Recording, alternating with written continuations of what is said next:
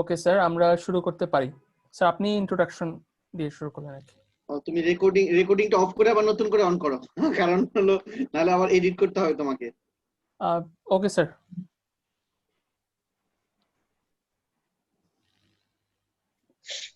Hello everybody, good evening. আমাদের IEEE computer society Bangladesh চ্যাপ্টারের পক্ষ থেকে আমাদের টেকনিক্যাল কিছু সেশন আমরা কন্টিনিউ করব এখন থেকে। তো আজকে আমাদের যে সেশনটা আছে, getting job in web application development ground from scratch to advance. আজকের এই টকে আমাদের মধ্যে উপস্থিত আছেন ডক্টর মোহাম্মদ মাজহারুল হক এবং Mohammad Mezbah Uddin.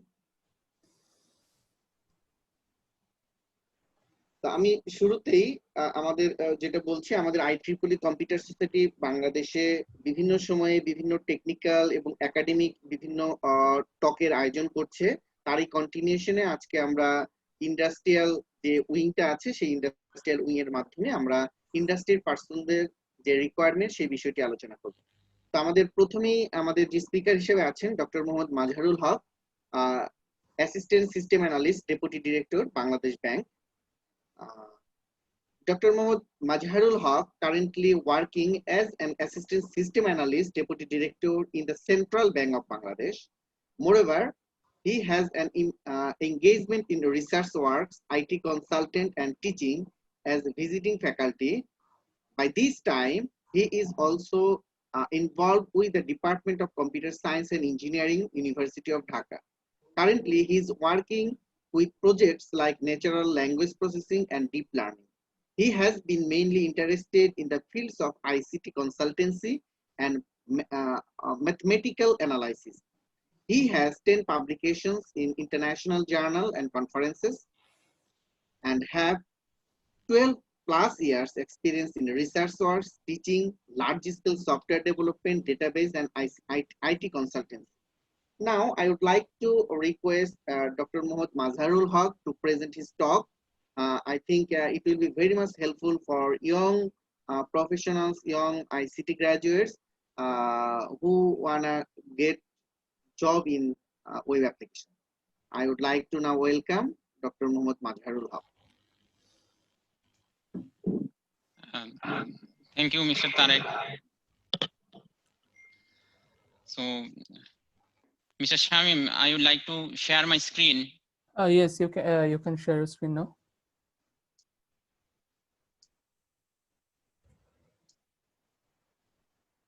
Thank you. Yeah. Assalamu alaikum to everybody, my fellow research workers, my fellow partner, and all the audiences who are very much enthusiastic. I think so, and I hope so also. Today, I will introduce the basic building blocks for completing a real-life web-based application. Most of the developers, you know that most of the developers feel fear and being surprised when they keep step into the development because of the unknown component to be developed. I would like to give an introduction at first that the topic or title of the webinar is today to get the job in web application development. Am I audible? Please, someone response. Yes, you are audible. We can hear, sir. Please continue. Thank you very much for your response. So our title of the webinar was to get a job in the web market, web application development. Actually, for getting the job in web application development, you have to know the basic building blocks. And if you know these basic building blocks of web development, you can give your interview boldly and you can survive in the web development market. For this reason, we have come up to you with this list, basic building blocks of web apps development. And we have listed out the basic components for you.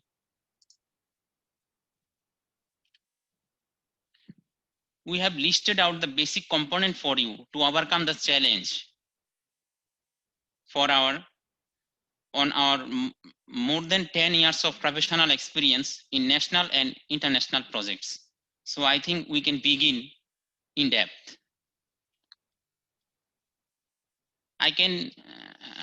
I would like to conduct the presentation in English and Bengali in both sides so that I can convey the message to you clearly and it will be understandable to you so that you can learn what is being presented. Sir Yes. One observation, আপনি যদি বাংলায় পুরোটা দিতে চান দিতে পারেন, সেটা maybe better হবে, because most of our participants are Bengali, so আমার মনে হয় সমস্যা হবে না, আপনি পুরোটাই বাংলা দিতে পারবেন, আপনার আচ্ছা, কমফোর্ট হবে, সবার অনেক ধন্যবাদ আপনাকে। আমার মনে হয় এটা তাদের যাদের জন্য আসলে প্রেজেন্ট করা হচ্ছে তাদের কাছে বিষয়টা পৌঁছতে হবে, জি সেটাই আমার মনে হয় খুব ভালো হবে। তো আসলে আমরা যখন, thank you for your response, আমরা যখন কোন একটা ওয়েব অ্যাপ্লিকেশনের কথা আসলে মাথায় নেই, তখন প্রথমেই আসে হলো আমাদের একটা ফর্ম। আপনি যদি কোনো একটা অ্যাপ্লিকেশনে লগ ইন করতে যান, তাহলে সেটাও দেখেন ইউজার আইডি এবং পাসওয়ার্ড দিয়ে আমি সাবমিট বাটনে ক্লিক করি, তখন সেটাও কিন্তু একটা ফর্ম। ফর্মের অনেক ক্রাইটেরিয়া আছে, লগ ইন ফর্ম আছে, সাইন আপ ফর্ম আছে, কোনো ধরনের আপনার জব অ্যাপ্লিকেশন ফর্ম আছে, আরো ভ্যারাইটিস ক্রাইটেরিয়া আছে। আমরা এখানে একটা সিম্পল ফর্ম আপনাদেরকে শো করলাম, যেটাতে হয়তো আপনি দেখতে পাচ্ছেন first name, last name, personal number, gender, এই টাইপের। আর একটা বিষয় এখানে ক্লিয়ার করা প্রয়োজন যে আমরা বেসিক কম্পোনেন্টস গুলা এখানে ডিসপ্লে করতেছি বা প্রেজেন্ট করতেছি, কম্পোনেন্টস গুলা কিভাবে ডেভেলপ করতে হবে সেটা কিন্তু আমাদের আজকের আলোচনার বিষয় নয়।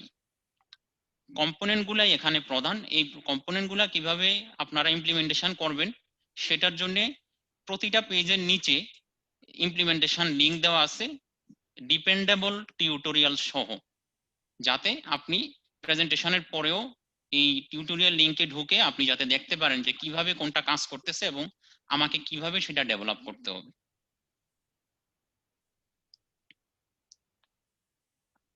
আমরা আসলে খুব ভালোভাবেই স্মরণ রাখা প্রয়োজন যে আমরা যে ফর্ম ডেভেলপ করি সেটা 10-15টা আইটেমের বা 10-15টা এলিমেন্টের হয়ে যাবে তা না। আমি বিভিন্ন প্রজেক্টে দেখেছি, board of investment, Bangladesh export zone authority, তাদের এক একটা ফর্ম 200 থেকে 250 ফিল্ডের থাকে। Trust me, 200 to 250 fields in a single form. সেই জন্য আপনাকে যেটা করতে হবে যে ইউজার যাতে বোর হয়ে না যায় আপনার ফর্ম পূরণ করতে গিয়ে, তাই তাকে আমি ফর্মটাকে, যে ফর্মের যে কম্পোনেন্ট গুলা থাকবে এই কম্পোনেন্ট গুলাকে আমি কয়েকটা স্টেপে ভাগ করে নিব। আপনি এখানে দেখতে পাচ্ছেন general information, application form, attachment, payment, submit, যে রিলিভেন্ট ডিফারেন্ট পার্টসে আপনি ফর্মটাকে ভাগ করে নিতে হবে যাতে আপনার ইউজার কোনোভাবে বোর ফিল না করে। আমি আশা করি আপনারা সবাই ইউজার ফ্রেন্ডলি শব্দটার সাথে খুব ভালোভাবে পরিচিত, তো সেইটা আপনাকে ওয়েব অ্যাপ্লিকেশন ডেভেলপমেন্টে নলেজে রাখতে হবে। কোনো রকমের কাজটা পারি এভাবে বলে ছেড়ে দিলে হবে না। আপনারা এখানে দেখবেন যে কিভাবে আসলে ট্যাব গুলা কাজ করে, যে ফর্মটাকে যে আমি ডিফারেন্ট এলিমেন্টে বা ডিফারেন্ট ট্যাবে আমি স্প্লিট করব, এই স্প্লিট আউটের একটা ডেমো আমি এখানে নিয়ে এসেছি আপনাদেরকে সহজে দেখানোর জন্য। তো আরো কিছু বিষয় বলেনি যে আমরা এই যে স্প্লিট আউটের কাজটা আমরা স্ক্রেচ থেকে করতে পারি, সেটা অনেক সময় সাপেক্ষ, কিন্তু যে কোয়েরি স্টেপস নামে একটা লাইব্রেরি আছে সেটার মাধ্যমে আপনি সহজেই এই স্প্লিটিং এর কাজটা করতে পারবেন।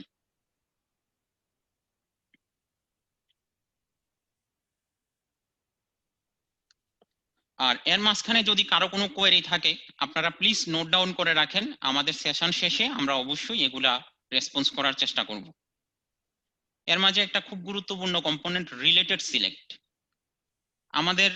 আমরা জানি আমাদের প্রায় 64টা ডিস্ট্রিক্ট আছে, প্রায় 600 থানা আছে। এখন আপনাকে যদি 600 থানার মধ্যে কোনো একটা থানা সিলেক্ট করতে বলা হয়, ফর এক্সাম্পল কালিয়াকৈর, একটা ড্রপ ডাউন লিস্ট থেকে যদি কালিয়াকৈর আপনাকে সিলেক্ট করতে বলা হয় 600টা অপশন, তো সেক্ষেত্রে আপনার এটা অবশ্যই ক্লামজি একটা বিষয় হবে। কিন্তু আপনি যদি বিষয়টাকে ভেঙে নেন, যে উপরে ডিস্ট্রিক্ট সিলেক্ট করলেন, তার করেসপন্ডিং ডিভিশন সিলেক্ট করার পরে তার করেসপন্ডিং ডিস্ট্রিক্ট গুলা চলে আসলো ফিল্টারিং হয়ে। আবার আপনি যখন ডিস্ট্রিক্ট সিলেক্ট করলেন, ডিস্ট্রিক্ট সিলেক্ট করার পরে তার করেসপন্ডিং থানাগুলো চলে আসলো। তাইলে আপনার জন্য, আপনি যে ইউজারের জন্য আসলে সফটওয়্যারটা তৈরি করতেছেন, সেটা স্বাচ্ছন্দ্য বোধ করবে আপনার সফটওয়্যারে ইনপুট দিতে গিয়ে। This is one of the facility for your user you are providing. So related select শব্দটা আমি কেন নিয়ে আসছি, রিলেটেড সিলেক্ট নামে যে কোয়েরির একটা লাইব্রেরি আছে, যেটার মাধ্যমে আপনি এই কাজটা সহজে করতে পারবেন। ফর্ম সেভ এজ ড্রাফট, আপনি যদি ইয়াহু মেইল বা জিমেইলে লগ ইন করেন, দেখবেন যে আপনি কিছু টাইপ করতেছেন, সাথে সাথে আপনি যে টাইপ করছেন ততটুকু অটোমেটিক সেভ হয়ে যাচ্ছে। আপনি ইভেন বর্তমান স্মার্টফোনে আপনি একটা এসএমএস হয়তো অর্ধেক টাইপ করেছেন, এখন হয়তো বাকিটা আপনার টাইপ করতে পারেন নাই, বা কোনো কারণবশত আপনার পাওয়ার বাটনে চাপ লেগে মোবাইলটা অফ হয়ে গেল। আপনি যদি মোবাইলটা আবার অন করেন, তখন দেখবেন যে ওই মেসেজটা বা ওই ইমেলটা ড্রাফট আকারে সেভ হয়ে আছে। আপনার 200 থেকে 250 ফিল্ডের একটা ফর্ম পূরণ করতে গিয়ে এমন অনেক জটিলতায় পড়তে হয় যে আসলে এই ফিল্ডের কি ভ্যালু হবে সেটা আমি জানি না, বা এই মুহূর্তে আমি আর ফর্মটা এগোতে পারতেছি না। সেক্ষেত্রে ফর্মে সেভ এজ ড্রাফট নামে একটা অপশন রাখতে হয়, যাতে ইউজার তার সময় অনুসারে সে পার্ট বাই পার্ট করে অ্যাপ্লিকেশনটা পূরণ করে আলটিমেটলি সাবমিট করতে পারে। ইউজার যে ফর্মটা সাবমিট করবে, আপনি যে জব অ্যাপ্লিকেশন সাবমিট করেন বাংলাদেশ ব্যাংকে বা হোয়ার এভার ইট ইজ, সাবমিট করার আগে আপনি একটা প্রিভিউ দেখতে চান। আপনি যেমন প্রিভিউ দেখতে চান, যে কোনো ইউজারই তার সফটওয়্যারের, তার সিস্টেমের একটা প্রিভিউ দেখতে চায় যে আসলে আমি কি সাবমিট করতেছি। সেজন্য তাকে একটা ফ্ল্যাট প্রিভিউ দেখানোর অপশন থাকতে হবে, যাতে ইউজার দেখতে পারে আমি কি সাবমিট করতেছি, আমার কোথাও কোনো ভুল হয়ে যাচ্ছে কিনা। তারপর আমাদের আসতেছে HTML5 ইনপুট টাইপস। HTML5 আমাদের লাইফ অনেক সহজ করে দিছে সফটওয়্যার তৈরির ক্ষেত্রে। ফর এক্সাম্পল, আপনি যদি সরি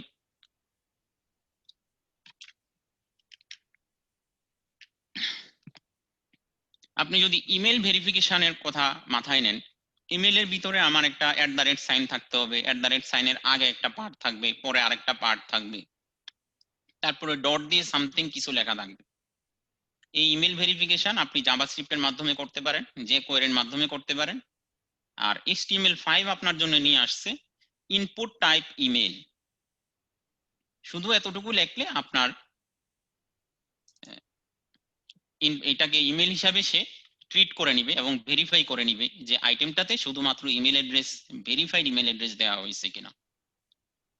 বাট আপনাকে মাথায় রাখতে হবে, আপনি যার জন্য সফটওয়্যারটা তৈরি করতেছেন তার এখানে যদি ব্রাউজার ব্যাকডেটেড হয়, সেক্ষেত্রে আপনার HTML5 ইনপুট টাইপ রান করবে না। সেটারও একটা পদ্ধতি আছে, আপনি তখন তাকে বলে দিতে হবে ওই সফটওয়্যার ওপেন করার সাথে সাথে যে আপনাকে এই মিনিমাম রিকোয়ারমেন্ট আপনার সিস্টেমে থাকতে হবে।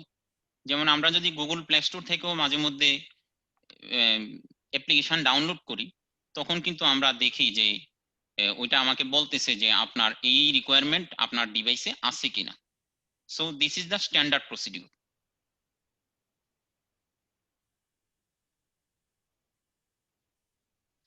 ইনপুট টাইপ কালার হইতে পারে, ইমেল হইতে পারে, ডেট হইতে পারে। আপনারা এখানে স্ক্রিনে দেখতে পাচ্ছেন যে কারো একজনের জন্মদিনের জন্ম তারিখ দিতে হবে, সেক্ষেত্রে জন্ম তারিখ আমি যদি টাইপ করতে যাই, তাইলে কিন্তু আমি ভুল করতে পারি ফরম্যাটিং এ। প্রথমে কেউ দিয়ে দিবে, কেউ প্রথমে ডিডি দিয়ে দিবে। তো আপনি যদি একটা ক্যালেন্ডার কন্ট্রোল নিয়ে আসতে পারেন, যে একটাতে টাইপ ক্লিক করার পরে একটা ক্যালেন্ডার ডিসপ্লে হবে, সেখান থেকে আপনি ইজিলি ডেটটা সিলেক্ট করতে পারবেন। এখানে আরো HTML5 এট্রিবিউটস আছে যার সম্বন্ধে আমাদের জানা প্রয়োজন। তারপর আমি চলে আসতেছি মডাল। মডাল একটা খুব ইম্পর্টেন্ট কম্পোনেন্টস সফটওয়্যার ডেভেলপিং এ। সাপোজ আপনি একটা এলিমেন্ট ডিলিট করতে চাচ্ছেন, বা একটা স্পেশাল নোটিফিকেশন দিতে চাচ্ছেন ইউজারদেরকে যে আপনি কি এই আইটেমটা আসলেই ডিলিট করতে চাচ্ছেন, তখন এই একটা কনফার্মেশন বক্স হিসাবে এখানে একটা মডেল চলে আসবে বা একটা স্পেশাল ইনফরমেশন চলে আসবে, যে এইটা করলে আপনার এই ধরনের সমস্যা হবে, বা সফটওয়্যারের একটা আপডেট ভার্সন আছে, আপনি কি আপডেট করতে চাচ্ছেন কিনা, সেটা আপনি মডেলের মাধ্যমে আপনি এই ইনফরমেশন প্রোভাইড করতে পারবেন। আমার কোনো একটা সেকশন বা কোনো একটা ফর্ম যদি এমন হয় যে আমি বিভিন্ন সেকশনে ভাগ করলাম ফর্মটাকে, এখন একটা সেকশনের পরে আরেকটা সেকশন আমি ওপেন করব, তখন ইউজারকে এই ফেসিলিটি দেওয়া যায়, সে যেই সেকশনের উপরে ক্লিক করবে ওই সেকশনটা শুধু ডিসপ্লে হবে, বাকি সেকশনগুলো অটোমেটিক হাইড হয়ে যাবে। কারণ আমাদের ডিভাইসের যে স্ক্রিনটা থাকে, স্ক্রিনটা তো আসলে অত বড় না, এটা প্রজেক্টর না, এটা মোবাইল ডিভাইস হইতে পারে, ল্যাপটপ, ট্যাবও হইতে পারে। তো সেইটা মাথায় রেখে আপনি বুট স্ট্র্যাপ কম্পোনেন্ট এখানে ইন্ট্রোডিউস করতে হবে। আমি আরেকবার একটু জেনে নেই আমার কথা কি কথা আপনারা বুঝতে পারতেছেন কিনা। হ্যালো, হ্যাঁ স্যার, প্লিজ কন্টিনিউ। আমার মনে হয় না কোনো সমস্যা আছে। Thank you. আসলে ফেস টু ফেস কমিউনিকেশন তো হচ্ছে না, যার কারণে কনফিউশন রেজ হচ্ছে। আচ্ছা আচ্ছা, বুঝতে পারছি। ইয়েস, আপনারা এখানে দেখতে পাচ্ছেন যে কোয়েরি ডেট পিকার।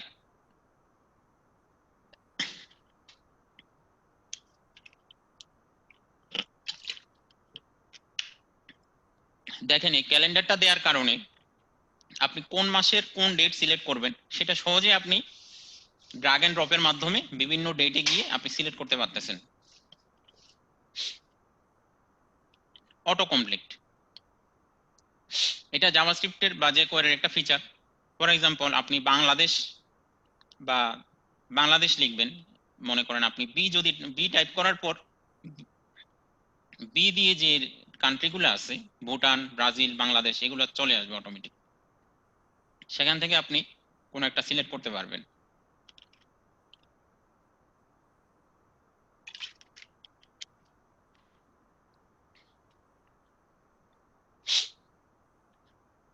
তারপর আছে হলো মাল্টিপল সিলেকশন, যে আপনাকে বলা হলো যে আপনার ফেভারিট প্লেসেস এর তালিকা সিলেক্ট করুন, হাওয়াই, ওয়াশিংটন, কলোরাডো, এগুলো আপনি একটা বক্সে মাল্টিপল সিলেকশনের অপশন দেয়াটা কিভাবে দিতে হয় সেটা আপনাকে শিখতে হবে, কারণ ক্লায়েন্টের ভ্যারাইটিস টাইপ অফ রিকোয়ারমেন্ট থাকে।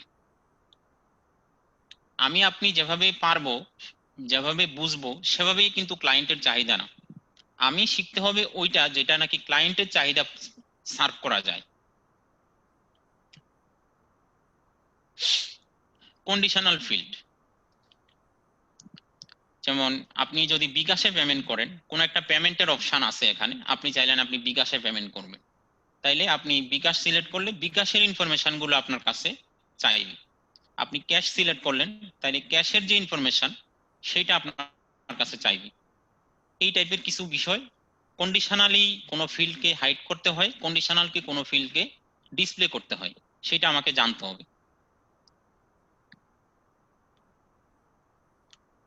এটাও সিমিলার একটা বিষয়, show hide portion of form conditional. Postal address select করলেন, আপনার পোস্টাল অ্যাড্রেসের ঘরটা আসবে।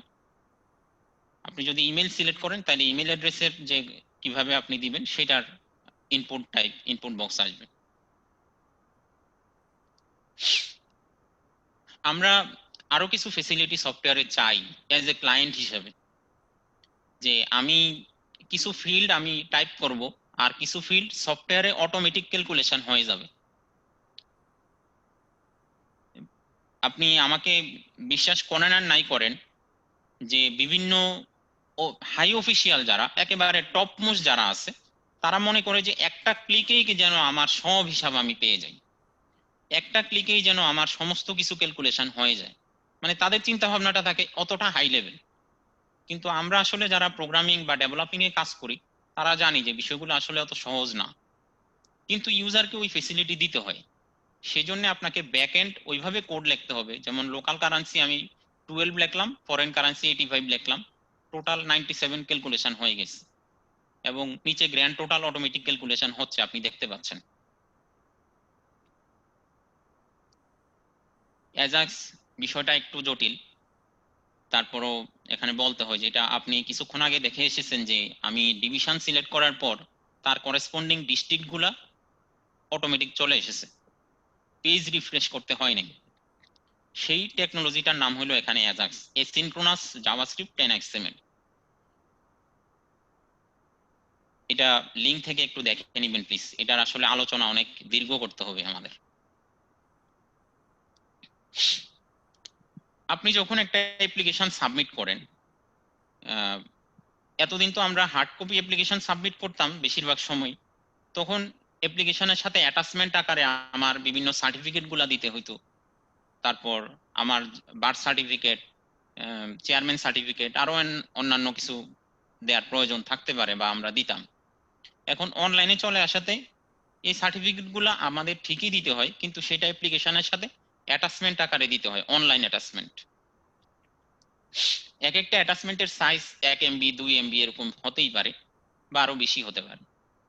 তো সবগুলো অ্যাটাচমেন্ট সহ যদি একসাথে আপনি ফর্মটা সাবমিট করেন, সেক্ষেত্রে কিন্তু প্রত্যেকটা data, textual data plus PDF file, image file একসাথে সাবমিট হবে। তো এই সাবমিশনের ক্ষেত্রে টাইম আউট হওয়ার সম্ভাবনা খুব বেশি। আমার একটা ফর্ম সাবমিশনের একটা মিনিমাম বা ম্যাক্সিমাম টাইম লিমিট থাকে, ওই টাইম লিমিট ক্রস করলে কিন্তু আপনার সাবমিশন আর কোনো কাজে আসবে না। তো সেক্ষেত্রে আমরা চেষ্টা করব বা আমরা ক্লায়েন্টকে এই ফেসিলিটিটা দেওয়ার চেষ্টা করি যে ফাইলগুলো যাতে অ্যাজাক্সের মাধ্যমে আগেই আপলোড হয়ে যায়। আমি ফাইলটা জাস্ট সিলেক্ট করলাম, সিলেক্ট করলেই ফাইলটা আমার আপলোডিং হয়ে যাবে। তারপর শুধুমাত্র টেক্সচুয়াল বিষয়টা আমি সাবমিট বাটনের মাধ্যমে সাবমিট করব। সেটা একটু দেখেন, এটা আসলে একটু জটিল একটা ফিচার কিন্তু খুবই নেসেসারি। আপনার যদি প্রফেশনাল ওয়েব অ্যাপ্লিকেশন ডেভেলপ করতে হয় তাহলে সেটা আপনার অবশ্যই অবশ্যই কাজে লাগবে।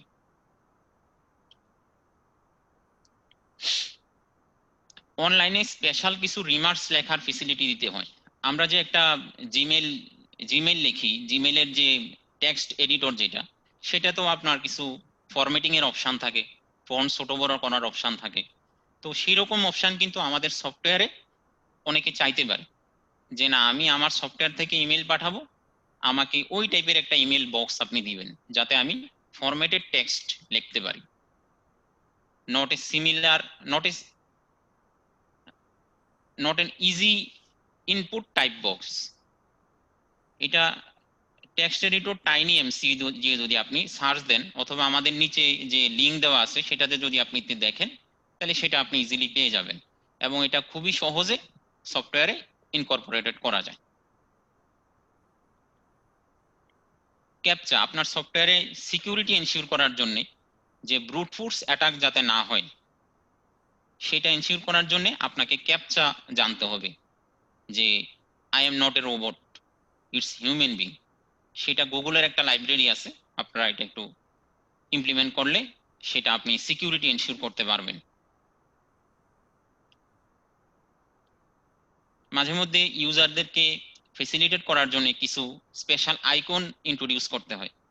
দেখবেন সব জায়গায় ডাউনলোড শব্দটা লেখা থাকে না, সব জায়গায় প্রিন্ট শব্দটা লেখা থাকে না, প্রিন্টারের একটা আইকন থাকে, ডাউনলোডের একটা আইকন থাকে, স্ট্যান্ডার্ড আইকন যা দিয়ে আমরা বুঝি এটাতে ক্লিক করলে ডাউনলোড হবে, এটাতে ক্লিক করলে প্রিন্ট হবে। এরকম কিছু আইকন HTML কম্পোনেন্ট হিসাবে আছে, তা আমরা ক্ষেত্র বিশেষে প্রয়োজনে আমরা সেটা ব্যবহার করতে পারি এবং ব্যবহার কিভাবে করতে হয় সেটা আমাকে জানতে হবে, otherwise it will not be professional.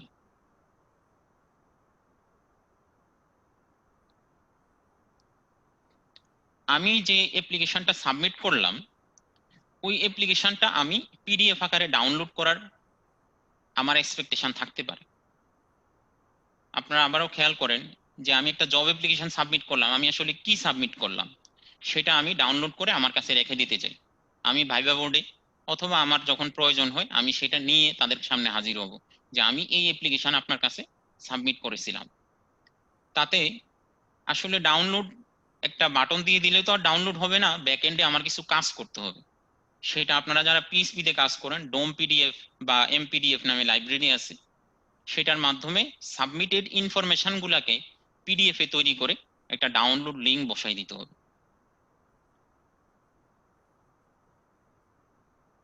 Even আমরা যে ডকুমেন্টগুলো অ্যাটাচমেন্ট আকারে সাবমিট করেছি, ডকুমেন্টগুলো কোনো না কোনো অফিসারের কাছে যাচ্ছে, সে এটা ভেরিফাই করতেছে, সে রিকমেন্ডেশন করতেছে, সে অ্যাপ্রুভ করতেছে বা রিজেক্ট করতেছে।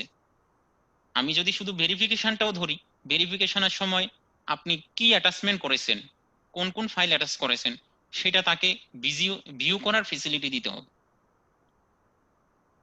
আপনি ডাউনলোড করে ভিউ করবে সেটাও দিতে পারেন, যে আপনি শুধু ফাইলের লিঙ্কটা দিয়ে রাখলেন, এখানে দিলে ডাউনলোড হবে, ডাউনলোড করে আপনি ভিউ করে নিন। কিন্তু এটা প্রফেশনাল ওয়ে না। প্রফেশনাল ওয়েটা হলো এখানে একটা বক্স থাকবে ভিউয়ার, পিডিএফ ভিউয়ার বলেন বা অন্য কোনো ভিউয়ার থাকতে পারে, যাতে সে দেখতে পারে যে কি কি ফাইল অ্যাটাচ করা হয়েছে, সে যাতে সহজে সিদ্ধান্ত নিতে পারে। আপনি ক্লায়েন্টের লাইফ যত সহজ করবেন, ক্লায়েন্ট আপনাকে তত বেশি টানবে। এবং প্রত্যেকটা সফটওয়্যার ফার্ম চায় আমি একটা সফটওয়্যার একজনের কাছে দিব মানে হলো সে আমার প্রতি ফিদা হয়ে যাবে, সে চাইবে এই সফটওয়্যার ফার্মকে কাজ দিতে হবে। এখন এই কাজটা আসলে এনশিওর করতে হবে ডেভেলপারদের। সেশন সেশন যদিও খুবই ছোট একটা বিষয়, কিন্তু এটার কার্যকারিতা অনেক ব্যাপক। একটা ইউজার তার সিস্টেমে লগ ইন করার থেকে লগ আউট করা পর্যন্ত কি কি বিষয় করছে, কি কি অ্যাক্টিভিটি সে এখানে নিয়েছে, কোথায় কি ক্লিক করেছে, এই সমস্ত ইনফরমেশন, কোন জায়গা থেকে ক্লিক করেছে, কখন ক্লিক করেছে, কখন হয়তো কোনো কিছু এক্সিকিউশন করেছে, এই সমস্ত ইনফরমেশন আপনি সেশনের মাধ্যমে ট্রেস রাখতে পারবেন।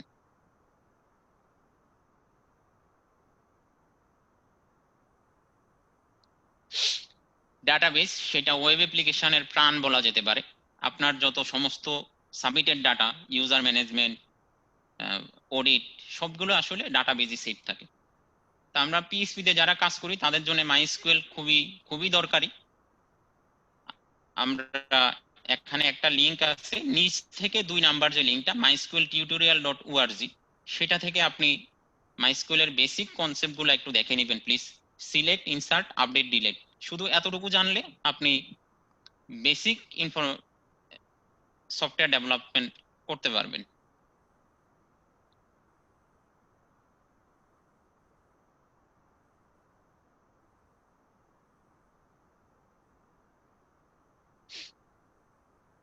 আমরা ইমেল যেভাবে পাঠাই, আমরা টু লিখি, সিসি লিখি, সাবজেক্ট লিখি, বডি লিখি এবং কিছু অ্যাটাচমেন্ট আমরা ইমেলের সাথে অ্যাটাচ করে দিই, সেটা একেবারে বেসিক ফিচার। আমি যে অ্যাপ্লিকেশনটা সাবমিট করলাম, আমি চাইতে পারি যে অ্যাপ্লিকেশনের একটা অ্যাকনোলেজমেন্ট আমার ইমেলে চলে আসবে। তার মানে ইমেলের বেসিক ফিচারগুলো আমার সিস্টেমে ব্যাকএন্ডে ইমপ্লিমেন্টেশন করতে হবে। যে পিডিএফ ফাইল আমি তৈরি করলাম, পিডিএফ ফাইলটা যাতে অ্যাটাচ করে আমি করেসপন্ডিং ইউজারকে ইমেল করে দিতে পারি, সেটা খুবই ইউজার ফ্রেন্ডলি একটা ফিচার হবে যে কোনো সফটওয়্যারের জন্য। ডাটা টেবিল প্লাগইনস, আমার এখানে শত শত হাজার হাজার কোটি কোটি ডাটা থাকতে পারে। আমি কোন একটা ডাটা সার্চ করব যে কোনো কলামের উপর ভিত্তি করে, যে কোনো ফিল্ডের উপর ভিত্তি করে। আমরা এখানে একটু ভিজুয়ালাইজ করার চেষ্টা করেছি, যেমন এজ 31 থেকে 66 দেওয়ার পরে উক্ত এজের ডাটাগুলো চলে এসেছে এবং সেটা স্ক্র্যাচ থেকে করা যেতে পারে, কিন্তু আমরা কখনোই স্ক্র্যাচ থেকে করব না। ডাটা টেবিল প্লাগইনস নামে লাইব্রেরি আছে, সেটা ইউজ করে আমরা সহজেই করতে পারি, কিন্তু খুবই প্রফেশনাল একটা কাজ। তো আমি আশা করতেছি আমি বেসিক বিল্ডিং ব্লকস যেগুলো আসলে প্রয়োজন, বেসিক পার্ট একটা সফটওয়্যার ডেভেলপমেন্ট করতে গিয়ে, সেটা সম্পূর্ণ করেছি এখানে। তো আমাদের অ্যাডভান্স পার্ট আসতেছে, যেটা senior software engineer from OCPL Mezba Habib Saheb সেটা প্রেজেন্ট করবেন। বেসিক কয়েকটা বিষয়ে যখন আপনি ইন্টিগ্রেটেড করবেন, তখনই বিষয়টা আসলে কমপ্লেক্স হয়ে যায়, তখনই বিষয়টা হয়ে যায় অ্যাডভান্স। তারপরও বেসিক কিছু বিষয় সে হয়তো রিপিট করবে আপনাদের মানে বিষয়টা ক্লিয়ারলি বোঝানোর জন্য।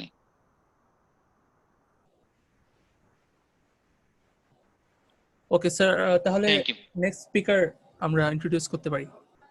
আমি কি কোনো কোশ্চেন এখন নিব নাকি? আমরা স্যার শেষে কোশ্চেন নেই সবার কাছে। আচ্ছা, আমি একটু বিষয় আমি হাবিবকে বলে যাচ্ছি। ইয়াতে আসলে আমি এই মুহূর্তে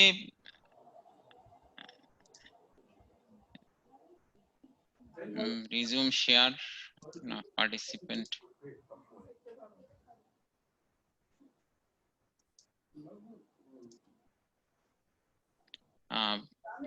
আমি একটা মেসেজ একটু দিয়ে যেতে চাচ্ছি, যেটা হলো যে আমি এই মুহূর্তে প্রবাসী কল্যাণ ব্যাংকে আছি। সেক্ষেত্রে আমাদের টেন্ডার ওপেনিং চলতেছে, কোর ব্যাংকিং সিস্টেমে টেন্ডার ওপেনিং চলতেছে। আমি ওই কমিটিতে আছি, মাঝখানে আমি প্রেজেন্টেশনটা দিয়ে গেলাম। তো যদি কোনো কোয়েরি থাকে আমি আশা করি সেটা মেজবা হাবিব সাহেব খুব ভালোভাবে অ্যান্সার করতে পারবেন। আমি একটু লিভ নিচ্ছি। তারেক ভাই,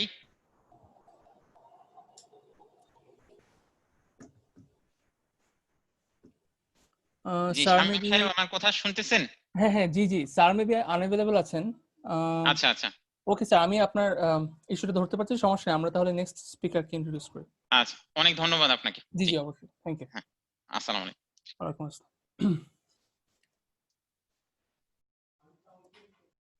Our next speaker, MD Mejbauddin. He's now a senior software engineer at Business Automation Limited. He was a former software engineer at United Information Technology. MD Mejbauddin currently working as a senior software engineer in Business Automation Limited. He has a close engagement and experience in the software engineering field for about 6 years. He has the experience of team leading, project handling, database analysis, database design, testing, application development, etc. He has completed projects like Pilgrim DB, National Hajj Management System, the BIDA OSS, Bangladesh Investment Development Authority, the BHTPA OSS, Bangladesh High Tech Park Authority, the MOCAT, Online Travel Agency Management System, the BEZA OSS, Bangladesh Economic Zone Authority, the EMS, Education Management System, the POS, Point of Sale version 2, the DMRS, the DRMS, Dynamic Routine Management System. So I now welcome MD Mejbauddin to deliver his presentation. Thank you.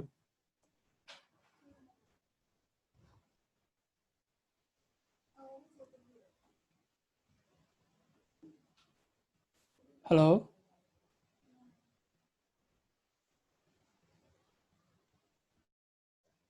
Hello.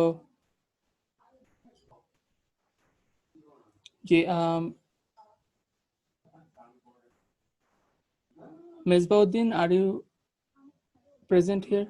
Hello.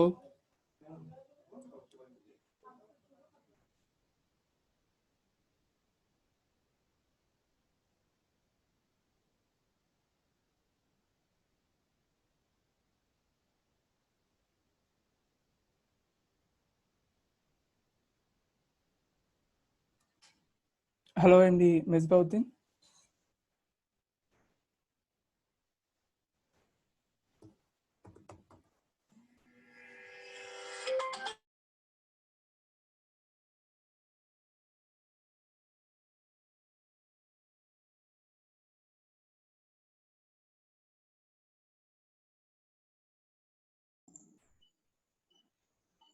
আসসালামু আলাইকুম। আমি দুঃখিত, আসলে technical কারণে অত প্রথম দিকে শোনা যাচ্ছে না। হ্যালো। শুনতে পাচ্ছেন সবাই? হ্যাঁ জি জি, এখন শুনতে জি পাচ্ছি। শোনা যাচ্ছে, thank you.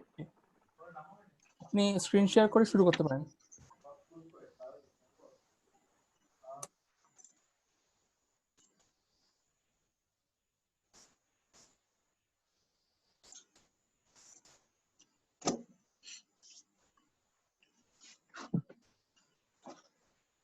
Assalamu alaikum. Good evening, everybody. I'd like to discuss on OSS platform. This is Mohammad Mejbauddin, Senior Software Engineer, Business Automation Limited.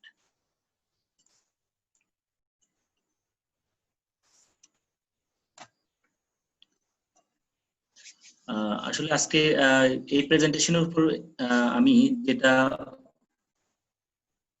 উপস্থাপন করতে চাচ্ছি সেটা একটা ইন্ডাস্ট্রিতে, আইটি ইন্ডাস্ট্রিতে যেখানে সফটওয়্যার ডেভেলপ করা হয় সেখানে কি ধরনের অ্যাডভান্স লেভেলের কাজগুলো হয়, যেটা আমরা ওএসএস প্ল্যাটফর্মে আছে। এবং এই ওএসএস প্ল্যাটফর্মের উপর ভিত্তি করে আমরা সরকারের বিভিন্ন বড় বড় সংস্থাতে আমরা বড় বড় ই সার্ভিস আমরা প্রদান করেছি।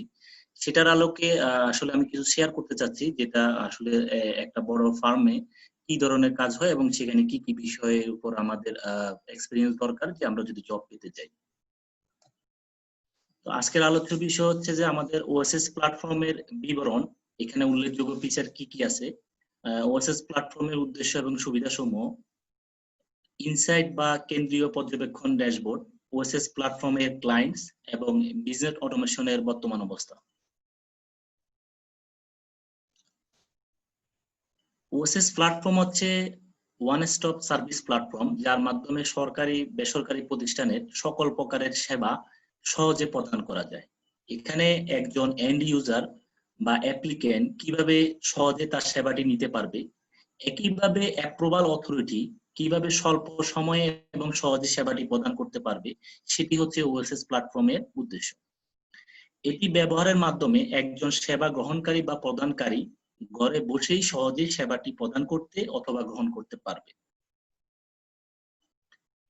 এই প্ল্যাটফর্মের উদ্দেশ্য এবং সুবিধাসমূহ: ঘরে বসে সহজে সেবা প্রদান এবং গ্রহণ করা যায়, নিরাপদ এবং নির্ভরযোগ্য এপিআই, নিরাপদ এবং নির্ভরযোগ্য online offline payment system, NID টিড পাসপোর্টের মাধ্যমে ভেরিফাইড ইউজারের তথ্য গ্রহণ করা, বিজনেসের খরচ এবং সময় কমানো, end to end automated application process, web এবং মোবাইল অ্যাপস, তৎক্ষণাৎ এসএমএস এবং ইমেল নোটিফিকেশন, সর্বোপরি নিরাপদ ডকুমেন্ট এবং যথাযথ ডকুমেন্ট যাচাইকরণ পদ্ধতি।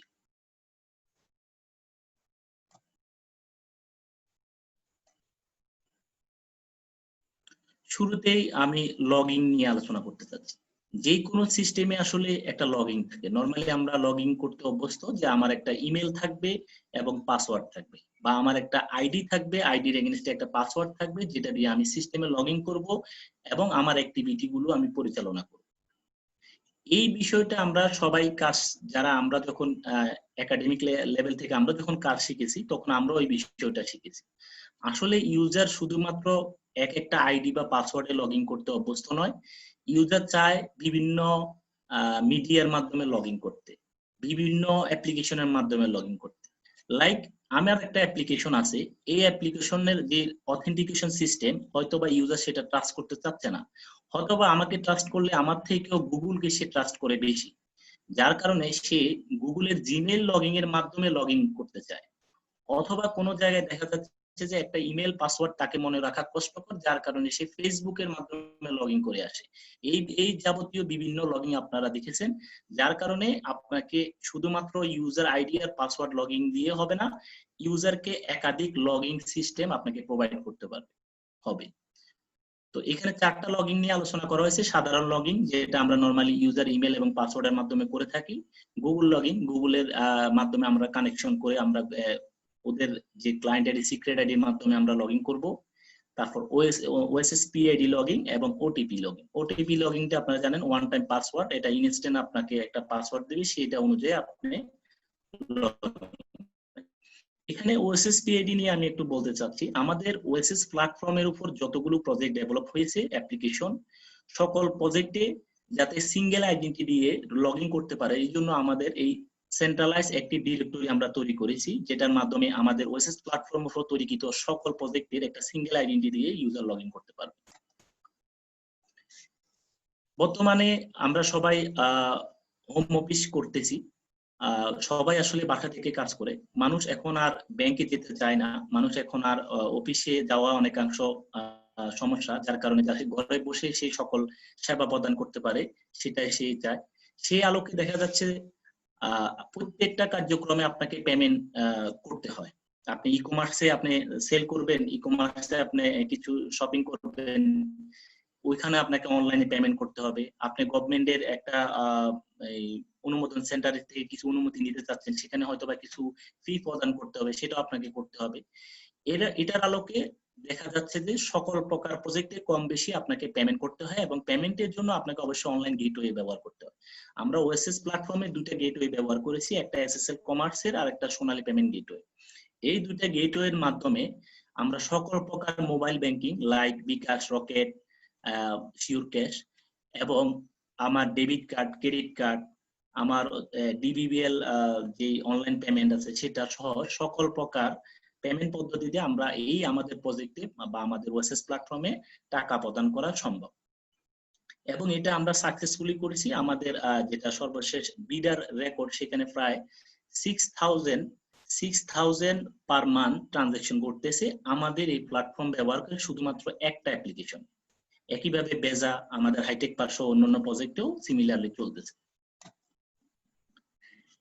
ইনসাইট বা কেন্দ্রীয় পর্যবেক্ষণ ড্যাশবোর্ড, অর্থাৎ আমরা নরমালি একটা গ্রাফ দেখি, যে কোনো চার্ট দেখি, পাই চার্ট, বার চার্ট, কিন্তু ইউজার আসলে এইভাবে চায় না।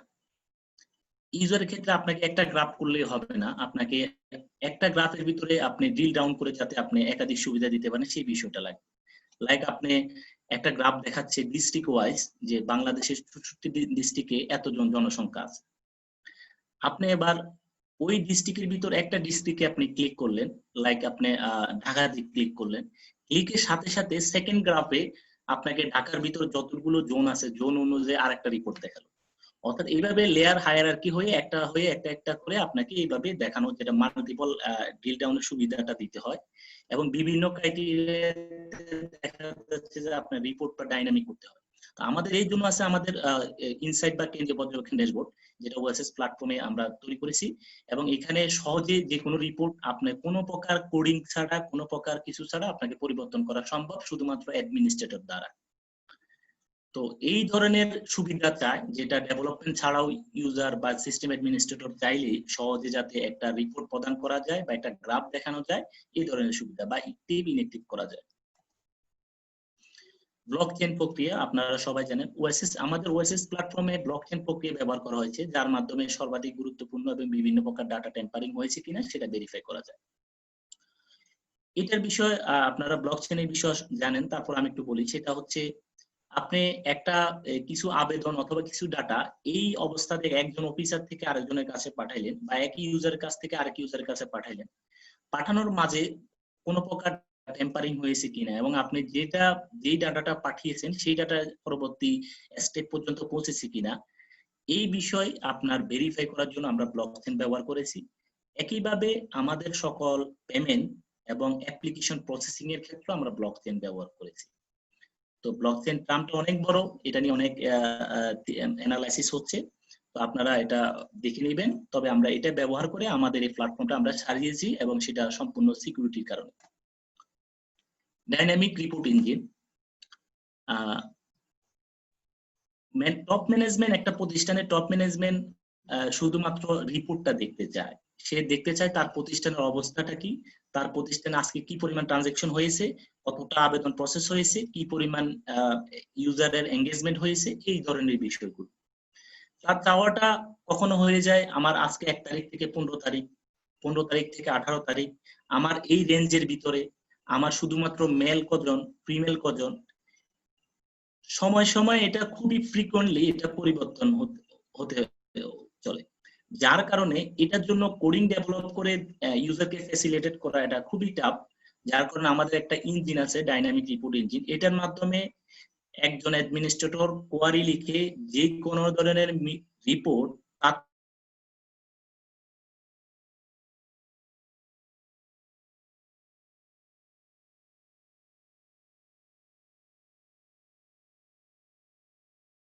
তাৎক্ষণিক 2-3 মিনিটের ভিতর দেওয়া সম্ভব, এবং সেই ফরম্যাট অবশ্যই হ্যালো ফরম্যাটে এক্সেল থাকে। হ্যালো হ্যালো জি, আপনার আমাকে কি শোনা যাচ্ছে? ইন্টারনেট মেবি মাঝখান দিয়ে একটু মিস হয়েছিল।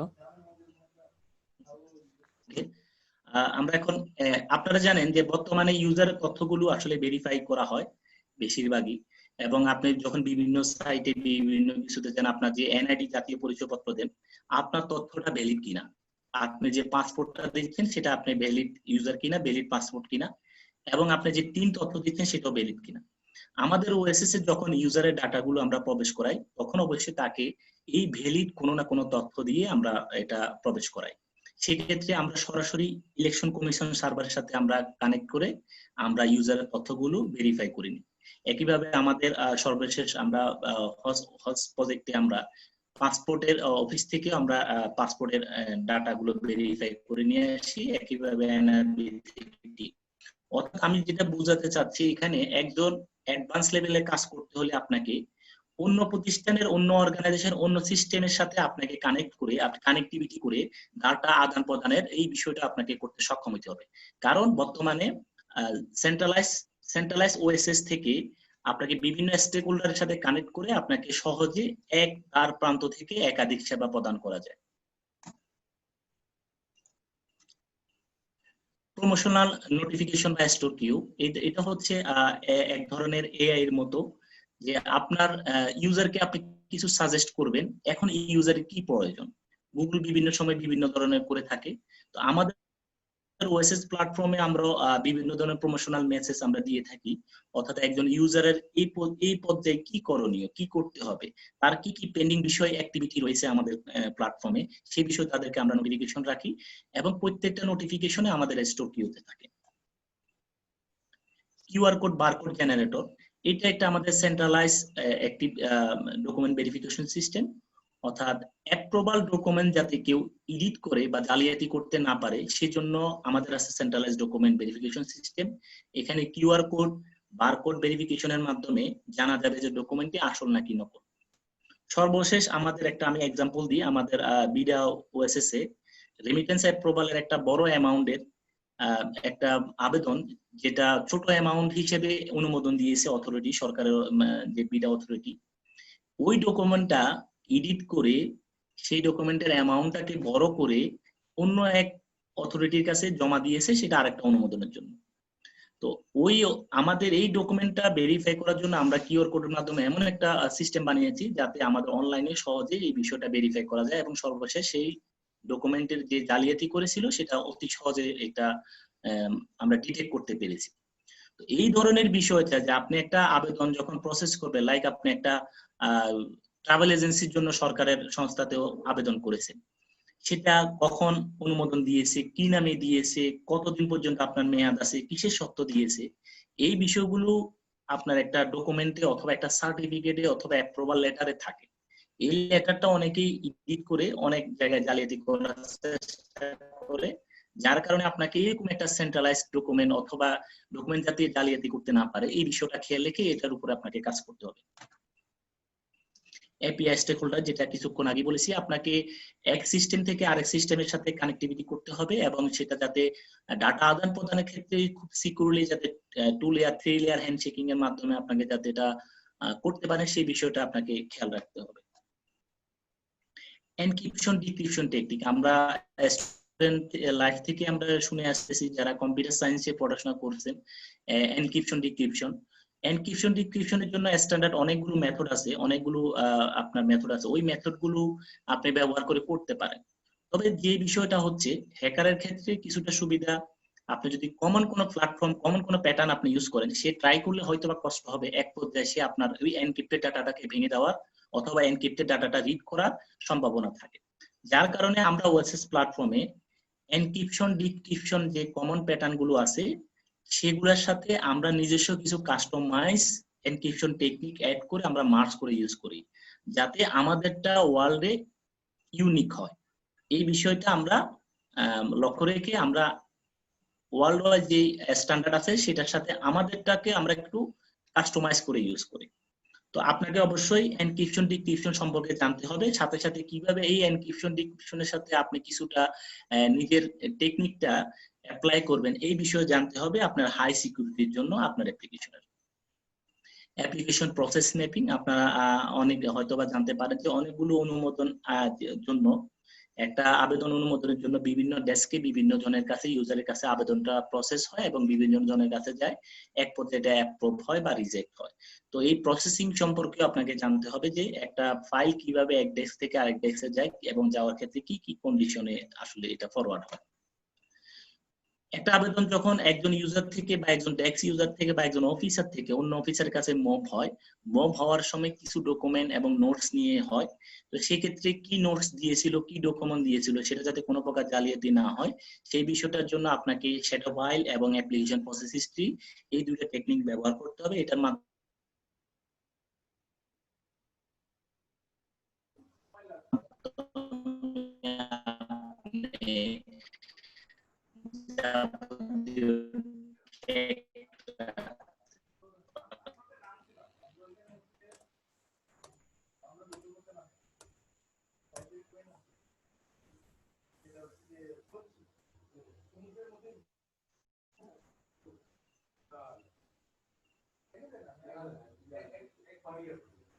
রোলস অনুযায়ী সে যদি ক্যাপেবল না হয় তাহলে আমার সিস্টেম কিসে যাবে। এই জন্য কোনো পার্টিকুলার ডেস্ক অফিসার যদি ওই মুহূর্তে সে তার কার্যক্রম পরিচালনা করতে ক্যাপেবল না হয়, সে তার সমস্ত পাওয়ারটুকু বা অ্যাক্টিভিটির যে রাইটটুকু সেটা আরেকজন অফিসারকে সে ফরওয়ার্ড করে দিতে পারবে বা ট্রান্সফার করতে পারবে। এটাকে বলা হয় ডেস্ক ডেলিগেশন। তার কার্যক্রমের সকল পাওয়ার সে আরেকজন ইউজারকে দিয়ে দিবে। সে এতদিন যেই কাজগুলো করেছিল বা এখন যে কাজগুলো করার তার রাইট ছিল, সেই কাজটা যাকে দিয়েছে সে এখন করতে পারবে। সেক্ষেত্রে কেউ যদি বিদেশ চলে যায়, তার কার্যক্রমে তার ডেস্কের কাজগুলো আরেকজনকে দিয়ে যেতে পারে। কেউ অসুস্থ ছুটিতে গেল, সেই কাজগুলো যাতে সে করতে পারে। এই ধরনের কাজ হয়ে থাকে, কারণ ওই পার্টিকুলার ডেস্কের কাজগুলো তো বন্ধ রাখা যাবে না। পাবলিক সার্ভিসের ক্ষেত্রে ওটা তো বন্ধ রাখা যায়, যার কারণে একজন অফিসারের একজন ইউজারের কার্যক্রম যাতে আরেকজন করতে পারে সেই সুযোগ রাখা হয়। এটাকে বলা হয় ডেস্ক ডেলিগেশন। নিরাপত্তা প্রোফাইল ব্যবস্থা বা সিকিউরিটি প্রোফাইল, এটা হচ্ছে আমরা জানি যে ব্যাংকে সকাল 10টা থেকে সন্ধ্যা 6টা বা 4টা পর্যন্ত কার্যক্রম পরিচালনা করা যায়। সরকারি অনেক অফিসে যারা বিভিন্ন আমাদের আবেদনগুলো প্রসেস করে এই প্ল্যাটফর্ম ব্যবহার করে কার্যক্রম পরিচালনা করে, তাদের ক্ষেত্রে একটা রিকোয়ারমেন্ট থাকে যে অফিস টাইমে তারা কার্যক্রম করবে। অফিস টাইমের বাইরে যাতে পার্টিকুলার কোনো অফিসার অথবা এ সেট অফ অফিসার যাতে কার্যক্রম পরিচালনা করতে না পারে, সেটার একটা রেস্ট্রিকশন। সেটার জন্য আসলে সেট অফ ইউজার বা টাইপ অফ ইউজারকে আমরা বিভিন্ন সিকিউরিটি প্রোফাইল দিয়ে থাকি। সেখানে লেখা থাকে আপনার কোন দিন অফ ডেতে কার্যক্রম পরিচালনা করতে পারবে না, অথবা time start time end time দেওয়া থাকে, ওটার এগেইনস্টে ওটার বাইরে আর কোনো সময় কাজ করতে পারবে না, অথবা পার্টিকুলার কোনো আইপি অ্যাড্রেস বা নির্দিষ্ট নেটওয়ার্কের বাইরে সে বাসা থেকে কাজ করতে পারবে না। এই ধরনের সেভারাল ক্রাইটেরিয়ার উপরে আমরা ইউজারদেরকে রেস্ট্রিক্টেড করি, যেটা অথরিটি চাওয়ার উপরে ভিত্তি করে। সো আপনাদের এই ধরনের চাহিদা আসতে পারে বিভিন্ন ক্লায়েন্ট থেকে। আপনাদের এটার জন্য জানতে হবে যে কি ধরনের এই ধরনের চাহিদা আসলে আমি কিভাবে এটা সলিউশন দিব। ট্রেনিং সিস্টেম, প্রত্যেকটা অ্যাপ্লিকেশন যখন আপনি ডেভেলপ করবেন বা সফটওয়্যার বানাবেন, যারা ব্যবহার করবে তাদেরকে ট্রেনিং দিতে হয় এটা আপনার লঞ্চ করার আগে। সেক্ষেত্রে যে ট্রেনিংটা দিবেন, ট্রেনিং এর একটা সিস্টেম আমাদের এখানে আছে এই প্ল্যাটফর্মের সাথে সংযুক্ত, যেটা ট্রেনিং ম্যানেজমেন্ট সিস্টেম। আমরা অ্যাপ্লিকেশন ডেভেলপ করার পর ট্রেনিং এর পুরো কার্যক্রমটি আমরা এই অনলাইনের মাধ্যমে প্রদান করি। সেখানে ট্রেনিং পরিচালনা করা, ট্রেনিং এর তারিখ, ডেট ঘোষণা এবং ব্যবহারকারী ট্রেনিং প্রদান, সর্বশেষ তাকে একটা সার্টিফিকেট প্রদান, ট্রেনিং সার্টিফিকেট প্রদান, সেটাও আমাদের এই সিস্টেমের মাধ্যমে, অনলাইন প্ল্যাটফর্মের মাধ্যমে হয়ে থাকে। কিছু কিছু জায়গায় সরাসরি একজন ইউজার ডিসিশন নিতে পারে, আবার কিছু কিছু জায়গায় দেখা যাচ্ছে যে বোর্ড মিটিং পরিচালনা করতে হয়, অর্থাৎ টপ ইউজার কম্বাইন্ডলি মিটিং করে একটা ডিসিশন নেয় এবং সেখানে প্রত্যেকটা ইউজার একটা ডিসিশন দেয়, তাদের সাথে সবগুলো মার্জ করে একটা ডিসিশন নেওয়া হয়। সেক্ষেত্রে আমাদের এই প্ল্যাটফর্মে আমরা বোর্ড মিটিং পরিচালনার ব্যবস্থা রেখেছি, যেখানে মিটিং পরিচালনা এজেন্ডার মাধ্যমে একদম মিটিং চেয়ারম্যান ফাইনাল ডিসিশনটা নিতে পারবে আমাদের এই প্ল্যাটফর্মের মাধ্যমে, এবং এটার প্রত্যেকটা ট্র্যাক আমাদের সিস্টেমে থাকবে। সর্বোপরি আমাদের ওএসএস প্ল্যাটফর্মের বর্তমান ক্লায়েন্টস গুলো, এবং আমি উল্লেখ করতে চাই আমাদের উল্লেখযোগ্য ক্লায়েন্ট হচ্ছে BIDA, Bangladesh investment development authority, Bangladesh hi-tech power authority, Bangladesh economic zone economic zone authority, এবং আমাদের মোকাট, হজ ম্যানেজমেন্ট সিস্টেম সহ আরো অনেক। আমার এখানে লিমিটেড স্ক্রিন হওয়ার কারণে সবকিছু আসতে পারে নাই। তো আমরা এই ধরনের ক্লায়েন্টের সেবা দিয়ে থাকি, এবং বিশেষ করে আমরা গভর্নমেন্ট বিভিন্ন অথরিটিকে আমরা কিভাবে সহজে অটোমেটেড এর মাধ্যমে আমরা সেবা প্রদান করতে পারি সেই বিষয়ে আমরা লক্ষ্যে কাজ করতেছি। বিজনেস অটোমেশনের একটা সামারি দেওয়া হলো এখানে বর্তমান অবস্থার উপর ভিত্তি করে, এবং যদি কারো কোনো কোশ্চেন থাকে তাহলে আমি ওটার আনসার দেওয়ার জন্য প্রস্তুত। Any question? Thank you for nice talk. ভাই আপনার আমার মনে হয় যে এখানে পার্টিসিপেন্ট আমাদের এখানে আছে প্রায় अराउंड 25। আপনারা যে কোনো কোশ্চেন যদি করতে চান একটু আনমিউট করে করতে পারবেন। তো আনমিউট যাতে করতে পারে, সামির তুমি কি একটু ওপেন করে দিবে কিনা সবাইকে, বা অ্যালাউ করে দিবা কিনা, যাতে একজন একজন করে একটু হাত রেইজ করেন, নাম আর পরিচয় দিয়ে আপনাদের যদি কোনো কোশ্চেন থাকে সেই কোশ্চেনটা আপনার করুন।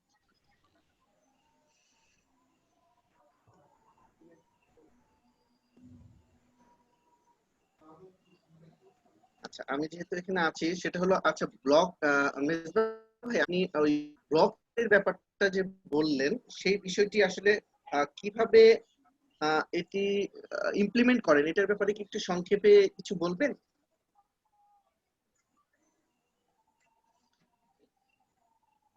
হ্যাঁ শিওর, অবশ্যই আমি একটু ব্লক চেনের ওখানে যাই।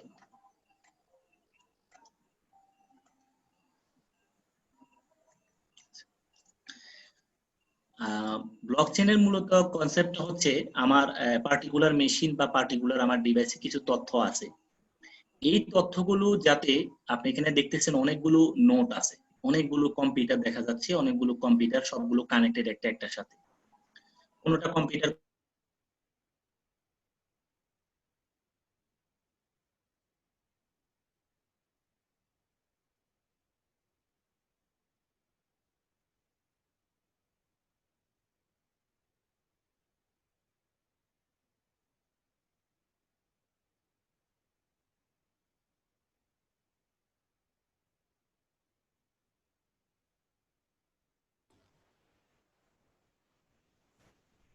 আমার কোনো অফিসার চেঞ্জ করে নাই, স্বাভাবিক প্রক্রিয়াতে কোনো কিছু চেঞ্জ নাই, ব্যাকএন্ড থেকে ডাটাবেস থেকে এই আবেদনটা যাতে আবেদনটা ডাটা ডিটেক্ট হয়েছে, টেম্পারিং হয়েছে, এই জন্য আমরা ব্লকচেন ব্যবহার করি। আর ব্লকচেনের কনসেপ্ট হচ্ছে যে আপনার ডিস্ট্রিবিউটেড অনেকগুলো নোটে আপনার ডাটাগুলো থাকবে, কোনো পার্টিকুলার নোটে যদি কোনো ডাটা টেম্পারিং হয়, অন্য নোটে যাতে এটা ডিটেক্ট করা যায় এবং এটা যাতে পরবর্তী অ্যাক্সেসে রিজলভ করা না পর্যন্ত যাতে এটা আপনার ব্লক থাকে।